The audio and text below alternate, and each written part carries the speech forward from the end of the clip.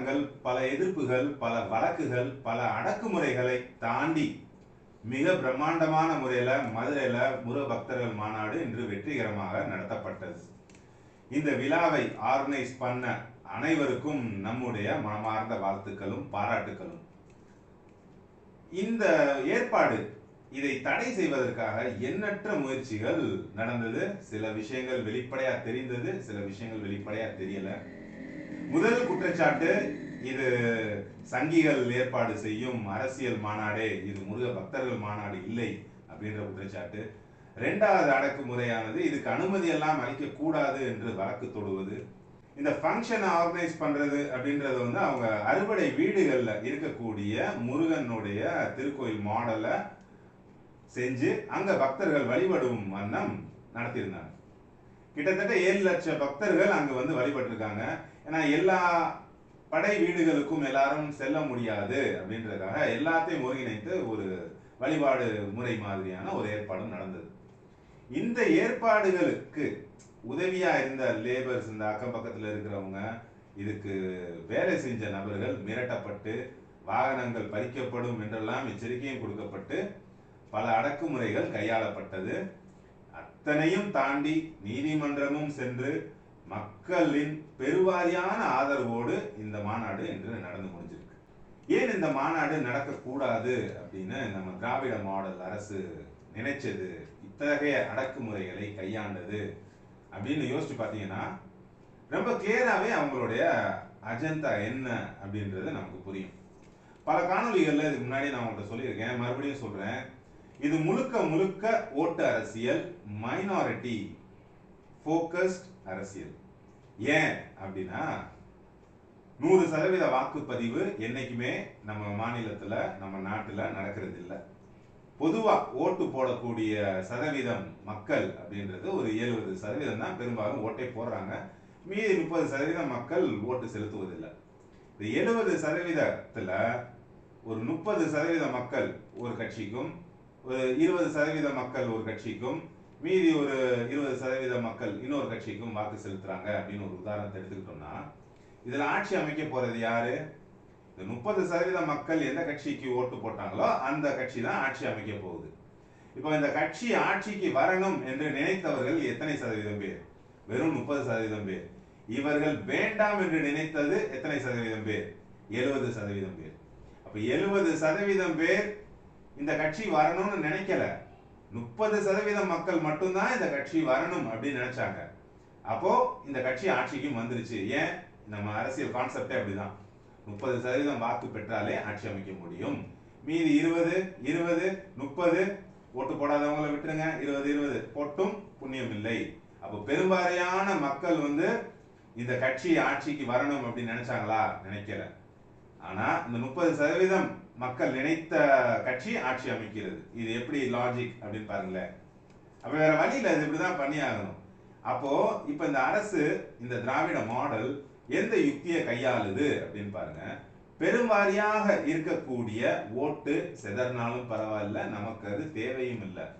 ஒரு 30% ஓட்டு சிதறாம நமக்கு கிடைச்சிட்டா போதும் அப்படின்ற மனப்பக்குவம் ஆணித்தனமா இன்று நேற்றெல்லாம் இல்ல, 60-70 ஆண்டுகளாகவே அவர்களிடம் ஊறி போன ஒரு யுக்தி அது. அந்த யுக்தியின் பலன் தான் அவங்க இப்ப அனுபவிச்சுட்டு இருக்காங்க. அது எப்படி? சிறுபான்மையினர் ஓட்டு. இந்த சிறுபான்மையினர் ஓட்டு 10-15% இருக்கு அப்படின்னா, ஆல் ஓவர் இந்தியாலே, நம்ம தமிழ்நாட்டிலே பார்த்தீங்கன்னா 70% இல்லை 60% இந்து மக்கள் இருக்காங்க அப்படின்னா, ஒரு 40% சிறுபான்மையினர் மக்கள் இருப்பாங்க, கிறிஸ்தவர்களாகவும் இஸ்லாமியர்களாகவும். அப்போ இந்த சிறுபான்மையினர் ஓட்டு எந்த ரூபத்திலையும் சிதறாம இருந்துச்சு அப்படின்னா, அந்த ஓட்டை நம்ம அபகரிச்சிட்டோம், அவங்கள்ட்ட நல்ல பேர் நம்ம எடுத்துட்டோம் அப்படின்னா நம்மளால ஈஸியா ஆட்சி அமைக்க முடியும். பெருவாரியான மக்களை திருப்திப்படுத்த வேண்டிய அவசியமும் இல்லை, வாக்குறுதிகளை நிறைவேற்ற வேண்டிய அவசியமும் இல்லை. பிரச்சாரங்கள் திடமா பண்ணாலே போதும், நம்ம ஜெயிச்சிடலாம். இதுதான் அவங்க அரசியல்ல காலாகாலமா கையாளக்கூடிய யுக்தி. இப்போ எதுக்கு இதை கையில் எடுக்கிறாங்க? இத்தனை நாளா வந்து பாத்தீங்கன்னா பாஜக அதிமுக பிரிஞ்சு கிடந்தாங்க. விஜய் கட்சி ஆரம்பிச்சிருக்காரு, நாம் தமிழர் சீமான் அவர்கள் படிப்படியா முன்னேறிக்கிட்டே இருக்காரு. இப்போ இது எந்த நிலைப்பாட்டை கொடுக்கும் அப்படின்னா, இந்த நான் சொன்ன கான்செப்ட் தான். 30 சிதறாம இருக்கு, மீதி 70 சிதறி கிடக்கு. அப்படி இருக்கும்போது இவங்களுக்கு பெருசா ஒரு பயமோ பதட்டமோ வர வேண்டிய அவசியம் இல்லை. இப்ப அடுத்த நிலை இப்ப எப்படி ஆயிருச்சு அப்படின்னு பாத்தீங்கன்னா, பாஜகவும் அதிமுகவும் ஒன்றிணைஞ்சிருக்காங்க. ரெண்டு பேருக்கும் இடையில கருத்து ஒற்றுமை வந்துருச்சா, இல்ல மனசார கொள்கை ரீதியா உடன்பாடுக்கு வந்துட்டாங்களா அப்படின்னா அப்படியெல்லாம் வரல. ஏன் வரல அப்படின்னா, அது இந்த கட்சியினுடைய சித்தாந்தங்கள் வேற, அந்த கட்சியினுடைய சித்தாந்தங்கள் வேற.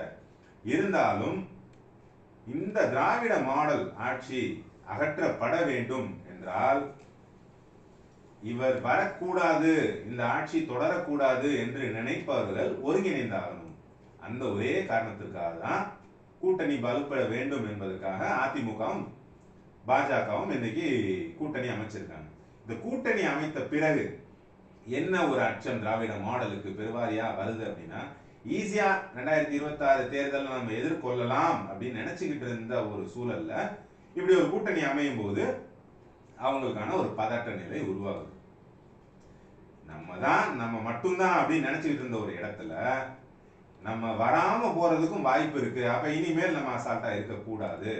அப்ப என்ன பண்ணணும், இந்த சிறுபான்மையினர் ஓட்டை இன்னும் ஸ்ட்ரென்தன் பண்ணணும். அப்ப இன்னும் ஸ்ட்ரென்தன் பண்ணணும் அப்படின்னா என்ன பண்ணணும், இந்த பாஜக அப்படின்ற கட்சியை எதிர்ப்பது இல்லை. ஹிந்து முன்னணி ஒரு முருக பக்தர்கள் மாநாடு ஆர்கனைஸ் பண்றாங்க. இதற்கு சப்போர்ட்டிவா பாஜக இருக்காங்க, மற்ற கட்சிகளும் இருக்கு அப்படின்னா, இந்த விழாவை எதிர்க்கும் போது இந்த மாநாடு நடக்காம செஞ்சிட்டோம் அப்படின்னா இந்து மக்களுக்கு எதிராகத்தான் இந்த திராவிட மாடல் இருக்கு. அப்ப அவங்களுடைய சப்போர்ட் எப்பவுமே நமக்கு இருக்கும், இது நமக்கான அரசு அப்படின்ற ஒரு நிலைப்பாட்டை சிறுபான்மையினர் மக்களை திருப்திப்படுத்துவதற்காகவும்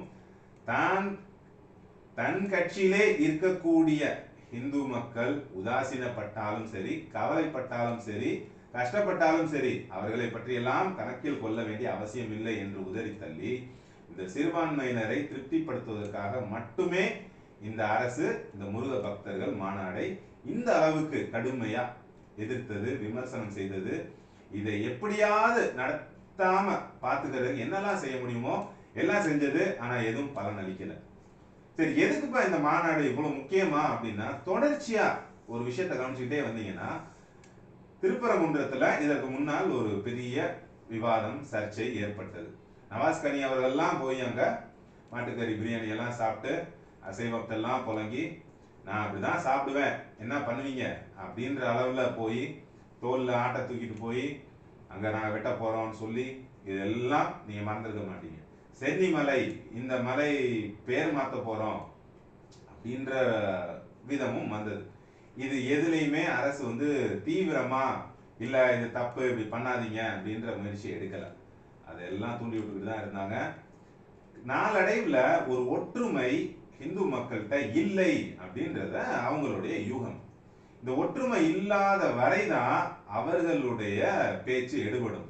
இப்ப இந்த ஒற்றுமையானது கூடிருச்சு, செதறி கிடக்கிற 70% மக்கள் ஒருங்கிணைஞ்சிட்டாங்க அப்படின்னா என்ன ஆகும்? இப்படி கான்செப்ட் பாருங்களேன். நம்ம சொன்னது 30% ஓட்டு போட மாட்டாங்க, 30% ஒரு கட்சிக்கு போடுறாங்க, 20% ஒரு கட்சிக்கு போடுறாங்க, இன்னொரு 20% இன்னொரு கட்சிக்கு போடுறாங்க நம்ம சொன்னோம். இப்ப ஒருவேளை இந்த ஓட்டு போடாத 30%த்துல ஒரு 15% மக்கள் இல்ல இந்த ஆட்சியை அப்புறப்படுத்தணும்னு ஒரு டிசிஷன் எடுத்து ஒரு கட்சியை தேர்ந்தெடுக்கிறாங்க, இந்த பாஜக அதிமுக கூட்டணியை தேர்ந்தெடுக்கிறாங்கன்னு வச்சுக்கோம். 15% மக்கள், இங்க இருக்கிற 20% ஆல்ரெடி உங்களுக்கு இருக்கும், வெளியில இருந்து இன்னொரு 10% வந்துருச்சு அப்படின்னா ஒரு 45-50% ஓட்டு எதிரணிக்கு கிடைத்து விட்டால் இவர்களது வெற்றி சொற்பமாகிவிடும். அந்த சூழல்ல நிச்சயமா இவங்களால அடுத்த ஆட்சி அமைக்க முடியாது. அப்போ எதிரில் இருக்கக்கூடிய அந்த மக்கள் ஒன்றுபடாமல், ஒன்று சேராமல் இருப்பதை இவங்க பார்த்துக்கிட்டே இருக்கணும். இன்னொன்னு, இதுல நடக்கக்கூடிய இந்த விஷயங்கள் இருக்குல்ல மறைமுகமா, இப்போ திருமாவளவன் அவர்கள் கோயிலுக்கு போறாரு, அவருக்கு முழு சுதந்திரம் இருக்கு, போகலாம், வழிபடலாம், மாலையெல்லாம் அவருக்கு போட்டு கும்ப மரியாதையெல்லாம் பல இடங்கள்ல வாங்கியிருக்காரு. இங்க மாலையெல்லாம் போட்டு சிறப்பிச்சு விபூதி பூசுறாரு. சரி, போறாரு, அவர் விபூதி பூசுறாரு, வர்றாரு அப்படின்னா பரவாயில்ல. அந்த போட்டோவுக்கு போஸ் கொடுக்கும்போது எல்லார் மத்தியிலும் அதை அழிக்கிறார். அதை அவர் கௌரவ குறைச்சலா நினைக்கிறாரு. விபூதி பூசுறத விபூதியை அழிச்சிட்டு போஸ் கொடுக்குறாரு, செல்ஃபி எடுக்கிறாரு. அதற்கு அப்புறமா தர்காக்கு போறாரு. சிக்கந்தர் தர்காக்கு போய் குல்லா அணிகிறார். அதை அவரு எடுக்கணும் அப்படின்னு நினைக்கல. அப்ப இதன் நோக்கம் என்ன? அவர் இந்து மதத்தை கடைபிடிப்பவர், இந்து அப்படின்ற ஒரு அடையாளத்துல தான் இன்னைக்கும் இருக்காரு. கோயிலுக்கு போறாரு, மத நம்பிக்கை இருந்தா போறாரு, நம்பிக்கை இல்லைன்னா வர்றாரு. அது அவருடைய தனிப்பட்ட விருப்பமா இருக்கலாம். இந்த இடத்துல அவர் தன்னை காட்ட நினைத்த விஷயம் என்ன?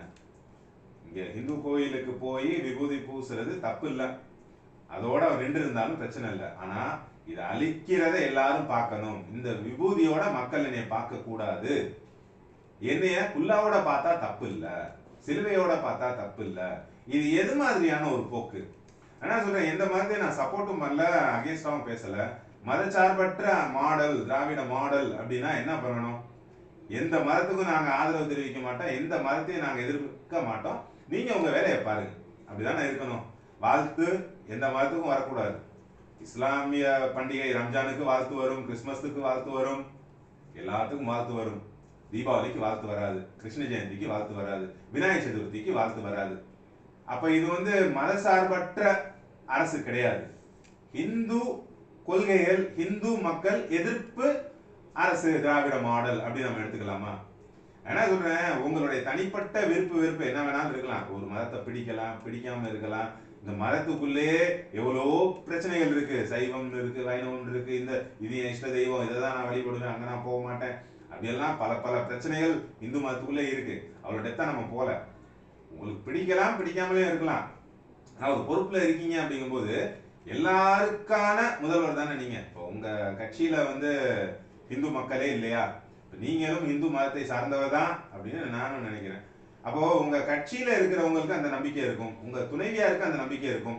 அவங்க எவ்வளவோ கோயிலுக்கு போறாங்க, எவ்வளவோ நன்கொடைகள் வழங்குறாங்க, எவ்வளவோ நேர்த்திக்கடன் செலுத்துறாங்க, நீங்க ஆட்சியை தொடரணும் அப்படின்னு தானே. அப்ப அவங்களுக்கு நம்பிக்கை இருக்கு. பெரும்பாலான தமிழ்நாட்டு மக்களுக்கு அந்த மாதிரி பண்டிகையில நம்பிக்கை இருக்கு அப்படின்னா, இந்த பெரும்பாலான மக்களின் தலைவரா இருக்கக்கூடிய நீங்க இந்த மக்கள் சந்தோஷப்படட்டுமே அப்படின்னு வாழ்த்து சொல்லலாம். ஆனா அதுல கூட கண்ணும் கருத்துமா நீங்க இருக்கீங்க அப்படின்னா, இது உங்களுடைய இந்த சிறுபான்மையினரை கவர வேண்டும் என்பதற்கான அரசியல் தானே தவிர வேறொன்றும் இல்லை என்பதுதான் நம்மளுடைய புரிதல். இது போன்ற மாநாடுகள் அடிக்கடி நடக்கணும். ஏன் நடக்கணும் அப்படின்னா, பெரும்பாலும் நம்ம எல்லாமே கோயில் போறோம், சாமி கும்பிடுறோம், வைக்கிறோம். இஸ்லாமியர்கள் அவர்கள் வழிபாட்டு முறையை பண்றாங்க, கிறிஸ்தவர்கள் அவர்கள் வழிபாட்டு முறையை பண்றாங்க, தேவாலயங்களுக்கு போறாங்க. எந்த இடத்துலையுமே பாத்தீங்கன்னா மத போதனை அப்படின்றது இந்து மதத்துல ரொம்ப கம்மியா இருக்கு. நமக்கு நம்மளுடைய புராணங்கள்லாம் கலியுகத்துல இருக்கும். இதற்கு முன்னாடி சத்தியயுகம், திரேதாயுகம், துவாபர யுகம், இப்போ கலியுகத்துல இருக்கும். இந்த கலியுகம் அப்படின்றதே இறைவன் கல்லா தான் இருப்பாரு அப்படின்ற மாதிரியான ஒரு யுகம். இது அழிவை நோக்கி போயிட்டு இருக்கிற ஒரு யுகம். நம்மளுடைய பாரம்பரியம், வரலாறு இது எல்லாமே பல யுகங்களுக்கு முன்னாடி இருந்தது.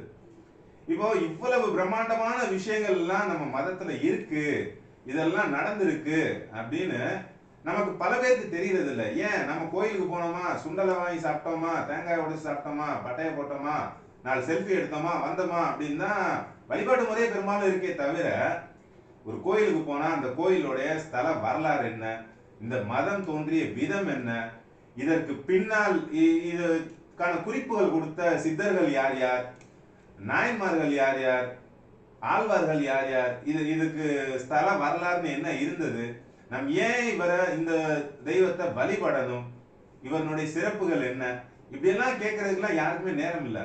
ஆனா நீங்க தேவாலயங்களுக்கு போங்க, மாஸ்க்கு போங்க, அங்க கிளாஸ் எடுக்கிறாங்க, அங்க சொல்லி கொடுக்குறாங்க. அவங்களுக்கு ஒரு மனக்குறையோட ஒருத்தன் பையில 10 பைசா இல்ல, 10 பைசா இல்லாத நேரத்துல ஒரு சர்ச்சில் போய் உட்கார்றாரு அப்படின்னா, அந்த செஷன் முடியும் போது அவர் அறியாத ஒரு புத்துணர்ச்சி கிடைக்கும். அந்த அளவுல அவங்க ப்ரீச் பண்ணுவாங்க. கவலைப்படாதீங்க, இறைவன் உங்க கூடவே இருக்கார், உங்களே அவர் காப்பாற்றுவார், அவரை நம்புங்க அப்படின்னு 4 வார்த்தை சொல்லுவாங்க. எல்லாரும் அதை நம்புவாங்க. நம்மள அறியாத ஒரு பயம் நமக்குள்ள இருக்கிறது மறையும், நமக்கு ஒரு தன்னம்பிக்கை கிடைக்கும். இது பிற வழிபாடு முறைகள்ல நடக்குது, கிடைக்குது. ஆனா கையில 10 பைசா இல்லாம நம்ம கோயிலுக்கு போறோம் அப்படின்னா தட்டுல 10 ரூபா போடுறதுக்கே நம்மள்ட்ட இருக்காது. 10 ரூபா இல்லாத நிலைமையில அந்த ஐயர் பார்ப்பாரு. 10 ரூபா போட்டிருந்தோம் அப்படின்னா நல்லா அந்த பேஷா ஆசீர்வாதம் பண்ணுவார். பூ கொடுப்பார், விபூதி கொடுப்பார், குங்குமம் கொடுப்பார், பூசி கூட விடுவார். ஆனா கையில காசு இல்லைன்னா அந்த தீப தட்டையை எவ்வளவு நேரம் காட்டுவார் அப்படின்னு தெரியாது. சிலர் அதெல்லாம் பார்க்கறது இல்லை, ஆனா பலர் இதை பார்க்கறாங்க. காசு இருந்தாதான் அங்க கோயிலே நமக்கு மரியாதை கிடைக்கும். இன்னொன்னு அங்க மனக்கவலையோட போய் நம்ம உட்காந்துருக்கோம் அப்படின்னா நம்ம கவலையை போக்குறதுக்கு நமக்கு நம்ம ஆன்மீக விஷயங்களை நம்மள்ட்ட கொண்டு வந்து சேர்க்கறதுக்கான முறைகள் மெத்தட்ஸ் இங்க இல்ல. கத்துக்கிறவங்க கத்துக்கிறாங்க, அதுக்கான தேடல்கள்ல அவங்க தனிப்பட்ட முறையில பல புஸ்தகங்கள் படிக்கிறாங்க, குருமார்களை தேடுறாங்க, தியானம் பண்றாங்க, அவங்களாகவே தன்னை பலப்படுத்திக்கிறாங்க. ஆனா பெரும்பாலும் இந்த மெத்தட், இந்த முறை அப்படின்றது இல்லை. இந்த கிழமை வாங்க, இந்த இடத்துல உங்களுக்கு போதனைகள் நடக்கும் அப்படின்னா இப்படி ஒரு சிஸ்டமே இங்க இல்லாதனாலதான் இதனுடைய மகத்துவம் மகிமை பலருக்கு தெரியறது இல்லை. இப்ப இது மாதிரியான மாநாடுகள், இது மாதிரியான ஒரு கேதரிங்ஸ் அடிக்கடி நடக்கும்போது பல விஷயங்கள் பரிமாறப்படும். இதனுடைய மகத்துவத்தை நீங்க தெரிஞ்சுக்கிட்டீங்கன்னா உங்களுக்கு வேற எதுவுமே தேவையில்லை. இதுல இந்த மதத்துல இல்லாத விஷயமே இல்லை. அவ்வளவு ஆச்சரியங்கள் இருக்கு, அவ்வளவு அபூர்வங்கள் இருக்கு. கிரகங்கள் 9 கிரகங்கள் தான் அப்படின்னு டெலஸ்கோப் கண்டுபிடிக்கிற காலகட்டத்துக்கு முன்னாடியே பேர் வச்சு இன்னென்ன திசையில இது நடக்கும் அப்படின்னு கணிக்கப்பட்டது.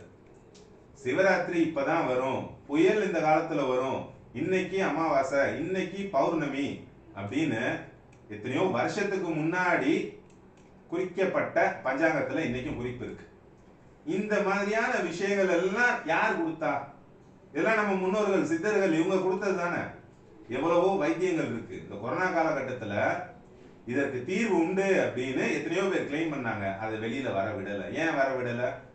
இது பிரபலம் ஆயிடுச்சுன்னா அலோபதி பிசினஸ் அங்க நடக்காது. மக்கள் கொஞ்சம் விழிப்புணர்வோட இருங்க, இந்த மாதிரியான விஷயங்களுக்கு ஆதரவு கொடுங்க. நான் சொன்ன கருத்துல உங்களுக்கு உடன்பாடு இருந்துச்சுன்னா இதை 4 பேர்கிட்ட பகிருங்க. உங்களுடைய கருத்துக்களை கமெண்ட் செக்ஷன்ல பதிவு பண்ணுங்க. மீண்டும் ஒரு நல்ல காணொலியில உங்க அனைவரையும் சந்திக்கிறேன். நன்றி, வணக்கம்.